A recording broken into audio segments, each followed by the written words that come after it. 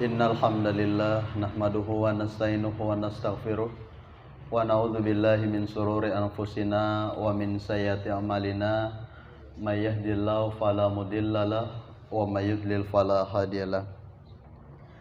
Asyhadu an la ilaha illallah wa asyhadu anna Muhammadar Rasulullah alladzi la nabiyya wa la rasula ba'da amma ba'du. Ikhwatul iman rahimakumullah, tiada kata yang pantas terucap dari lisan selain alhamdulillah, karena atas kudrah, iradah dan inayah dari Allah Subhanahu wa taala kita masih diberikan kesempatan dan kesehatan. Mudah-mudahan dengan dua hal tersebut kita dapat istiqomah menjalankan segala perintahnya dan istiqomah dalam menjauhi segala larangannya. Alhamdulillah, hari ini adalah hari ke-10 ke-9 kita menjalankan ibadah saum. Mudah-mudahan ibadah saum yang kita lakukan, termasuk ibadah tarawih yang kita lakukan, menjadi momentum upgrading iman dan ilmu di bulan Ramadan. Dengan demikian, mudah-mudahan iman dan ilmu kita semakin meningkat di bulan Ramadan dan mendapatkan predikat mutakin dari Allah Subhanahu wa taala. Ikhwatul iman rahimakumullah, dalam bulan Ramadan tidak hanya identik dengan ibadah saum dan ibadah qiyamul lail atau kita kenal dengan tahajud pada malam hari, tetapi juga ada ibadah-ibadah lain yang dapat kita tingkatkan di bulan Ramadan dan akan dilipat gandakan di luar bulan suci Ramadan. Di antara ibadah tersebut yaitu adalah ibadah maliyah. Ibadah maliyah ini mungkin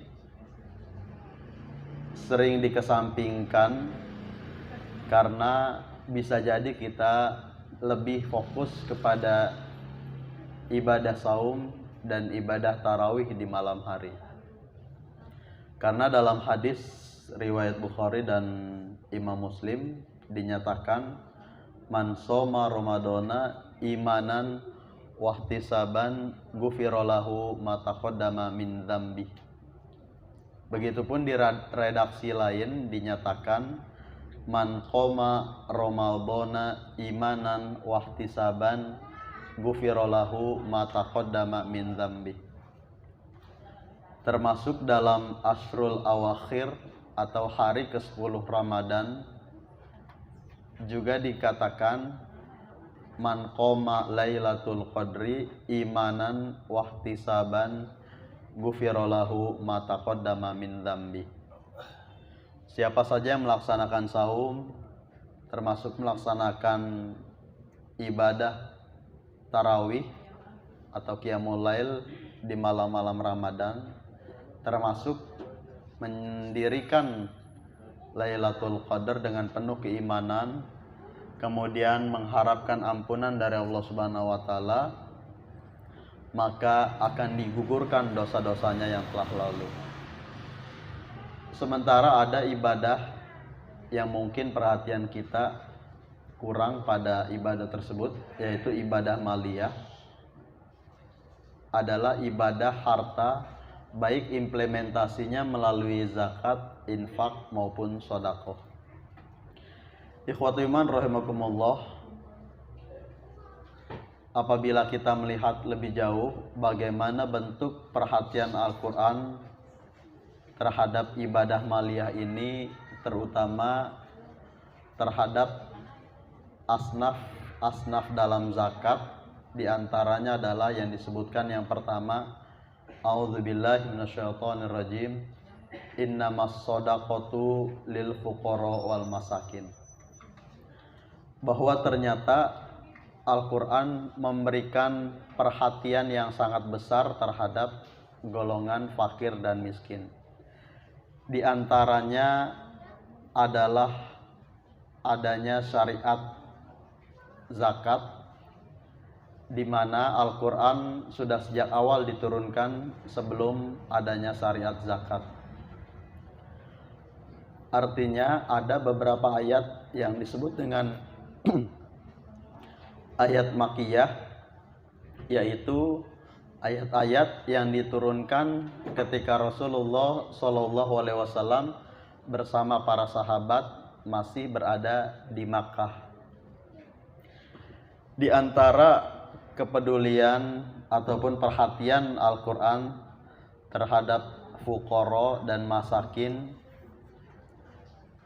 yang populer di kalangan kita adalah surat Al-Ma'un ayat 1-3. Ayat ini merupakan ayat yang turun di Makkah dengan firman Allah, A'udzubillahi minasyaitonirrajim, Bismillahirrahmanirrahim, Ara'aital ladzi yukadzibu biddin, fadzalikal ladzi yad'ul yatim wa la yahuddu ala ta'amil miskin.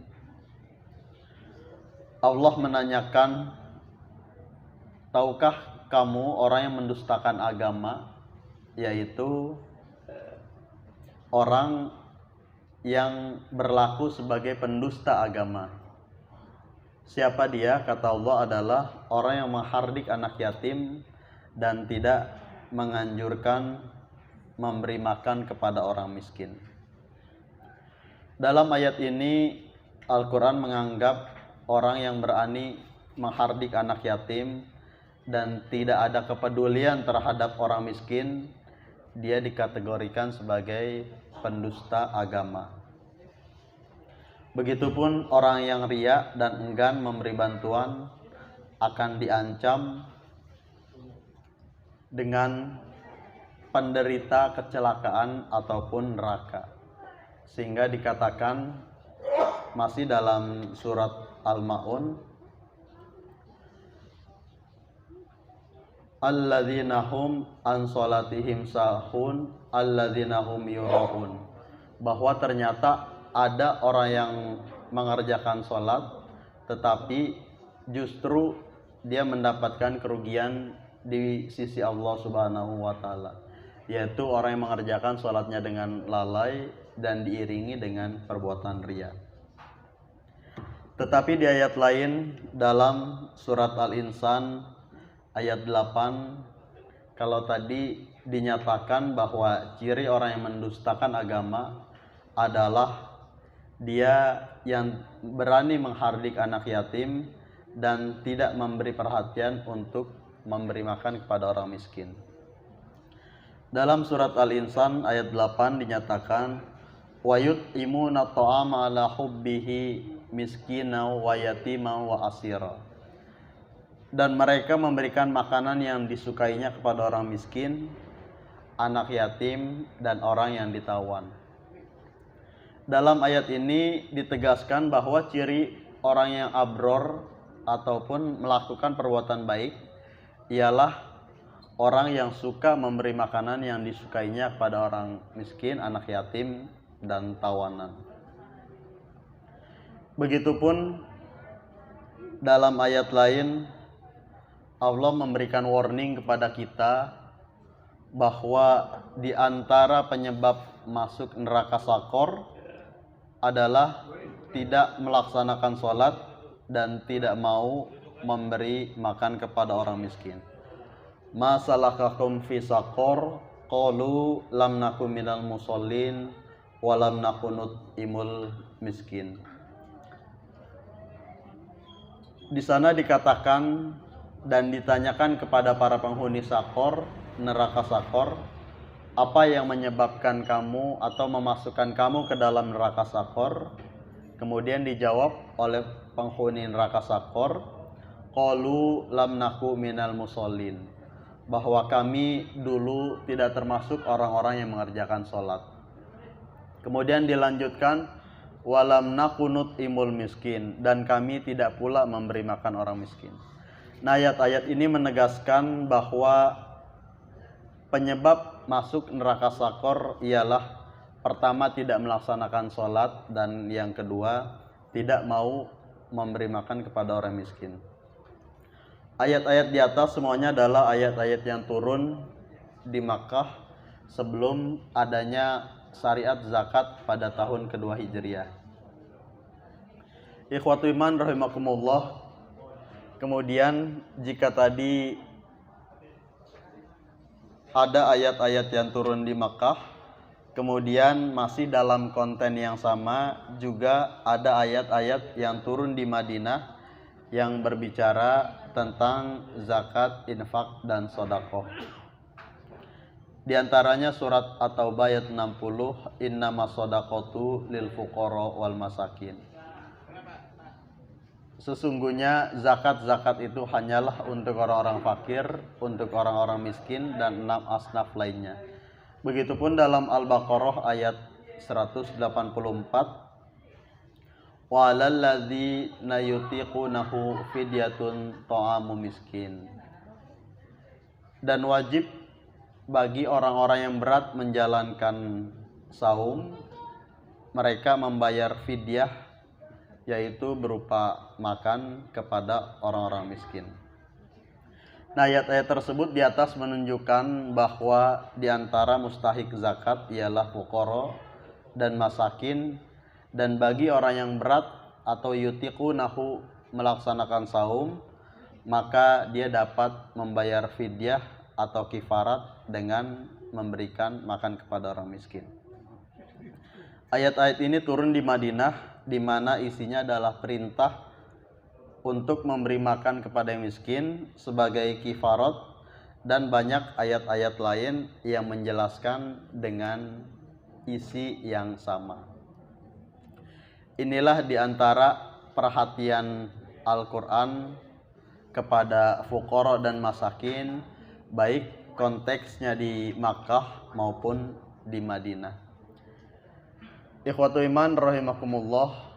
Kemudian di antara ibadah maliyah pada bulan Ramadan yang kita kenal adalah dengan zakat. Kemudian tentu ketika kita mendalami lagi tentang zakat, maka pertanyaan pertama adalah apa definisi dari zakat itu sendiri. Sebelum berbicara masalah-masalah zakat, jenis-jenis zakat seperti zakat mal, zakat pertanian, zakat fitri, dan lain sebagainya, maka penting bagi kita untuk mengetahui definisi dan makna dari zakat itu sendiri. Secara bahasa atau lugotan, zakat berarti berkembang atau nama atau nabata dalam bahasa Arab. Artinya dengan mengeluarkan zakat secara filosofi tidak perlu khawatir akan berkurang dari harta kita. Justru dengan mengeluarkan zakat akan berkembang harta kita dan akan bertambah kemuliaan kita, baik di sisi manusia maupun di hadapan Allah Subhanahu wa Ta'ala. Karena dengan zakat akan bertambah barokah, kemudian bertambah penghormatan, penghargaan, dan juga bertambah kepercayaan. Sebagaimana yang disampaikan oleh Rasulullah Shallallahu Alaihi Wasallam dalam sebuah hadis yang diriwayatkan oleh Imam Muslim rahimahullah, "Ma naqasat shadaqatun min malin wa ma zadallahu abdan bi aqfin illa izza wa ma tawadda'a ahadun lillah illa rafa'ahu Allah azza wa jalla." Dalam hadis tersebut Rasulullah bersabda bahwa sedekah, di mana sedekah di sini artinya adalah zakat, tidak akan mengurangi harta, dan Allah tidak akan menambahkan orang yang suka memberi maaf kecuali bertambah kemuliaan. Dan tidak ada seorang yang suka merendahkan diri karena Allah, melainkan Allah akan meninggikan derajatnya. Artinya dengan zakat Allah tidak akan mengurangi harta dari hamba tersebut, kecuali akan bertambah kemuliaan dan akan ditinggikan derajatnya oleh Allah Subhanahu wa taala. Selain itu, secara bahasa zakat juga bisa berarti dengan tohur, yaitu artinya bersih, di mana dengan zakat ini berarti berfungsi untuk membersihkan jiwa dari sifat bakhil dan rakus. Di mana zakat juga bisa diartikan dengan kata zakka yuzaki, atau kita kenal dengan istilah yang populer tazkiyatun nafs, yaitu membersihkan jiwa. Artinya dengan zakat bagaimana dapat membersihkan jiwa-jiwa kita, dan dengan bersihnya jiwa maka akan bersih pula amalan ibadah yang lain. Karena dalam suatu hadis dinyatakan idza sholahat sholahal kulluh wa idza fasadat fasada kulluh. Apabila satu titik rusak, maka rusaklah yang lain. Tetapi sebaliknya, apabila suatu titik tersebut bersih, maka bersih pula yang lain, dan inilah yang disebut dengan hati. Nah, inilah diantara hikmah dari zakat, yaitu salah satunya adalah dapat membersihkan hati dari sifat bakhil maupun sifat tamak. Ikhwatul iman rahimakumullah.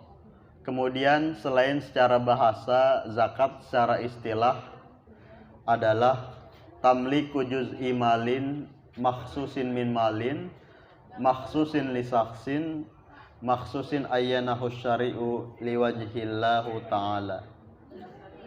Di mana zakat secara istilah adalah membersihkan bagian harta tertentu dari harta tertentu kepada orang tertentu yang telah ditentukan agama atas dasar karena Allah Subhanahu wa taala. Dengan demikian, makna dari memberikan bagian harta tertentu dari harta tertentu kepada orang tertentu adalah bahwa ibadah maliyah ini ditentukan oleh agama. Baik berapa persen yang harus dikeluarkan, baik itu nisabnya kepada siapa diberikan, baik itu haulnya maupun asnafnya kepada siapa diserahkan, itu semua sudah ditentukan dan diterangkan oleh agama. Sehingga dengan keterangan-keterangan demikian, bahwa pada sejatinya berzakat, berinfak maupun bersodakoh justru tidak akan mengurangi harta. Sebaliknya, dengan mengeluarkan zakat dan dengan bertambah maaf serta merendah diri, maka akan bertambah kemuliaan seseorang. Kemudian dengan bertambah tawadhu'nya seseorang atau merendah dirinya, justru akan dapat meningkatkan harkat dan martabatnya. Hikmah yang kedua adalah zakat juga dapat berfungsi untuk membersihkan jiwa dan harta. Begitupun dengan perdagangan-perdagangan yang dilakukan, terkadang tidak lepas dari perbuatan-perbuatan yang melanggar. Karena itu dianjurkan untuk ditutupi dengan zakat. Inilah yang disebut dengan zakat tijarah ataupun zakat perdagangan, untuk menutupi perkataan yang kotor maupun perbuatan yang sia-sia. Disinilah fungsi, peran, dan hikmah dari zakat itu sendiri, yaitu sebagai pembersih, baik pembersih harta maupun pembersih jiwa dari diri seseorang. Demikian hikmah dari fadilah zakat, infak, dan sodakoh. Dan tentu bagi kita sebagai muslim, tentu tidak akan pernah merasa rugi dengan berzakat, infak, sodakoh.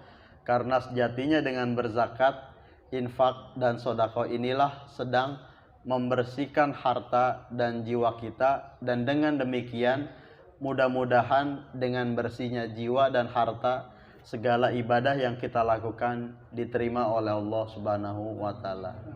Ikhwatul iman rahimakumullah, sebagai penutup ada salah satu doa yang biasa dipanjatkan oleh Rasulullah setiap ba'da subuh, di mana Rasulullah selalu berdoa agar amal ibadahnya diterima. Allahumma inni as'aluka ilman nafi'an wa rizqan thayyiban wa amalan mutaqabbalan. Rasulullah selalu berdoa agar diberikan rezeki yang baik, kemudian amalnya diterima oleh Allah Subhanahu wa taala, dan diberikan ilmu yang bermanfaat. Demikian mudah-mudahan menjadi tambahan ilmu yang bermanfaat untuk kita dan menjadi pemicu untuk terus meningkatkan kualitas amal ibadah di bulan Ramadan sehingga tidak stagnan dan terus mendapatkan pahala dan ampunan dari Allah Subhanahu wa taala. Demikian aku qouli hadza wa astaghfirullah li wa lakum. Rabbana atina fid dunya hasanah wa fil akhirati hasanah wa qina adzabannar. Walhamdulillahirabbil alamin. Wassalamualaikum warahmatullahi wabarakatuh.